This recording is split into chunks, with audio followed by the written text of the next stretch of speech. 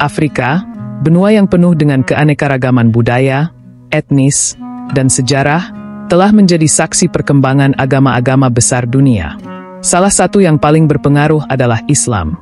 Dari utara hingga selatan, dari pantai barat hingga ke timur, Islam telah membentuk peradaban, sistem pemerintahan, dan kehidupan sosial masyarakat Afrika selama lebih dari 1000 tahun. Tapi bagaimana sebenarnya Islam masuk ke Afrika? Siapa yang pertama kali menyebarkannya? Dan bagaimana Islam bertahan serta berkembang di tengah berbagai tantangan? Dalam video ini, kita akan menelusuri jejak sejarah Islam di Afrika, dari awal mula kedatangannya hingga pengaruhnya dalam kehidupan masyarakat saat ini. Islam pertama kali datang ke Afrika pada masa awal kenabian Muhammad. Ketika kaum muslimin di Makkah menghadapi tekanan dan penganiayaan dari kaum Quraisy, Nabi Muhammad menyarankan para pengikutnya untuk hijrah ke sebuah negeri yang adil, di mana seorang raja tidak menzalimi rakyatnya. Negeri itu adalah Habasyah, atau yang sekarang dikenal sebagai Ethiopia. Raja Negus, seorang pemimpin Kristen yang bijaksana, menerima para sahabat Nabi dengan tangan terbuka dan memberikan mereka perlindungan. Ini adalah kontak pertama Islam dengan Afrika. Kemudian, Islam berkembang lebih luas di benua ini melalui 2 jalur utama. 1. Jalur utara.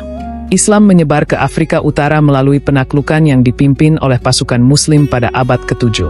Pada masa pemerintahan Khalifah Umar bin Khattab, pasukan Muslim menaklukkan Mesir, yang saat itu berada di bawah kekuasaan Bizantium.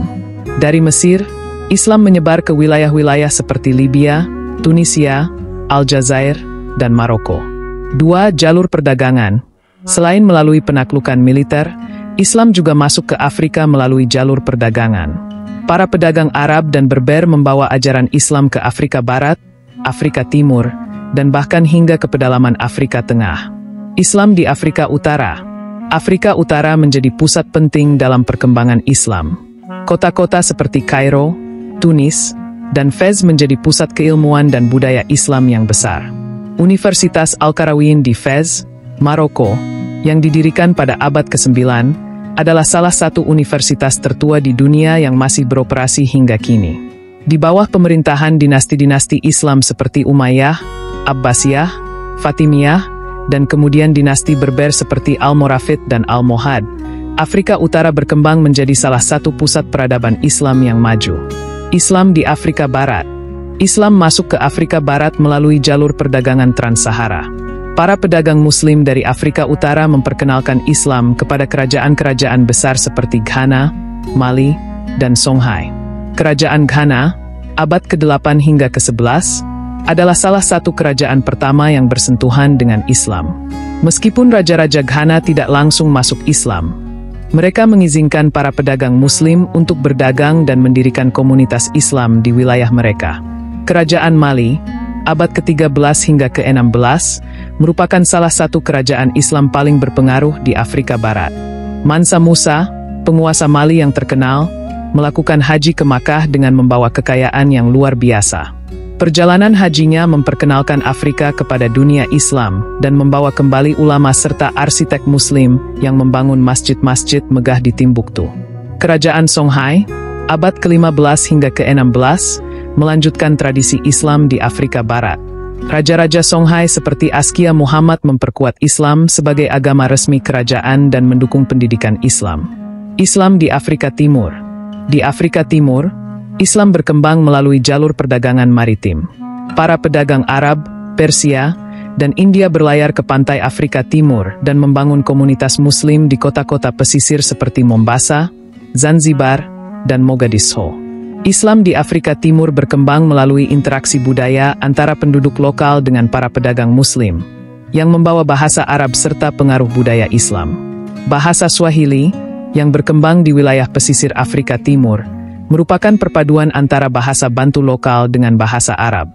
Ini menunjukkan betapa eratnya hubungan antara Islam dan masyarakat setempat. Tantangan dan perkembangan Islam di Afrika. Seiring berjalannya waktu, Islam di Afrika menghadapi berbagai tantangan. Kolonialisme Eropa pada abad ke-19 dan ke-20 membawa perubahan besar dalam sistem pemerintahan dan budaya di Afrika. Negara-negara Eropa seperti Prancis, Inggris, dan Jerman berusaha menggantikan sistem Islam dengan sistem hukum dan pendidikan Barat. Namun, Islam tetap bertahan dan bahkan mengalami kebangkitan kembali di banyak wilayah.